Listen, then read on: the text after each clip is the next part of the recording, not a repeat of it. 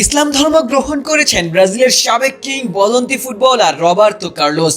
বিশ্ব ফুটবলের অন্যতম সেরা এই ডিফেন্ডারকে ঘিরে এমন চাঞ্চল্যকর খবরই ছড়িয়ে পড়েছে। মরক্কোর মুসলিম তরুণীকে বিয়ের খবরের পর ফুটবল ভিত্তিক গণমাধ্যম goal.com সহ তুরস্কের একাধিক গণমাধ্যম রবার্তো কার্লোসের বিয়ের খবর প্রকাশ করেছে।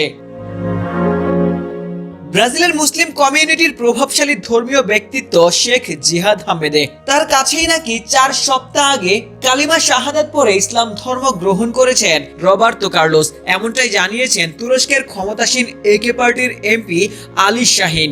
ব্রাজিলের সাও পাওলোতে মুসলিম সম্প্রদায়ের প্রতিনিধিদের সাথে সাক্ষাতের সময় আহমেদে তাকে বলেন, শাহাদা পাঠের মাধ্যমে ইসলাম গ্রহণ করেছেন ব্রাজিলের সাবেক কিংবদন্তি রবার্তো কার্লোস।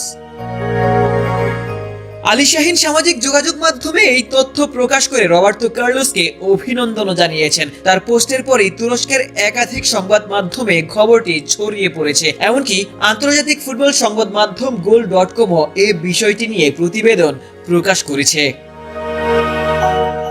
দিন কয়েক আগেই নতুন করে আলোচনায় আসে রবার্তো কার্লোসের ব্যক্তি জীবনও। মরক্কোন বংশোদ্ভূত ফুটবল এজেন্ট সুহাইল আল তাহিরিকে বিয়ের ছবি সামাজিক যোগাযোগ মাধ্যমে ছড়িয়ে পড়ে।